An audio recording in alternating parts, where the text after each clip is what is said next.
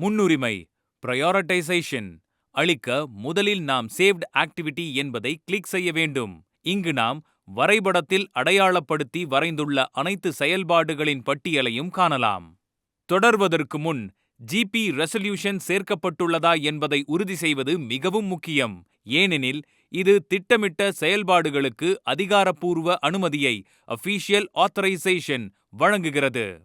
அதேபோல் அனைத்து செயல்பாடுகளையும் மீண்டும் பரிசீலித்து ரிவ்யூ அவை சரியாக உள்ளனவா என்பதை உறுதி செய்ய வேண்டும்.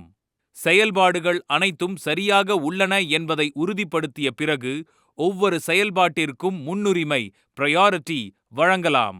முன்னுரிமை வழங்க தளத்தின் பிளாட்ஃபார்ம் இடைமுகத்தை இன்டர்ஃபேஸ் பயன்படுத்தி செயல்பாடுகளை முக்கியத்துவத்தின் வரிசைப்படி ஆர்டர் ஆஃப் இம்பார்ட்டன்ஸ் அமைக்கலாம். இப்போது முன்னுரிமை அளிப்பதை தொடங்குவோம். ஒவ்வொரு செயல்பாட்டிற்கும் தனித்துவமான எண் யுனிக் நம்பர் ஒன்றை வழங்க வேண்டும். குறிப்பிட வேண்டியது என்னவெனில் முன்னுரிமை எண்களை தேவைக்கு ஏற்ப மாற்றிக்கொள்ளலாம். இது கிராம பஞ்சாயத் மற்றும் சமூகத்தின் கம்யூனிட்டி தேவைகளின் அடிப்படையில் தீர்மானிக்கப்படும். பட்டியலை கவனமாக ஆய்வு செய்து அனைத்து செயல்பாடுகளுக்கும் முன்னுரிமை எண் பிரையாரிட்டி நம்பர் வழங்கப்பட்டுள்ளதா என்பதை உறுதி செய்ய வேண்டும்.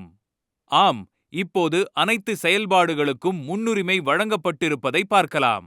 அனைத்து செயல்பாடுகளுக்கும் முன்னுரிமை வழங்கப்பட்ட பிறகு அந்த திட்டத்தை தொகுதி நிலை அதிகாரியிடம் பிளாக் லெவல் ஆபீசர் மேலாய்வு மற்றும் அனுமதி ரிவ்யூ அண்ட் அப்ரூவல் பெற சமர்ப்பிக்கலாம். சப்மிட்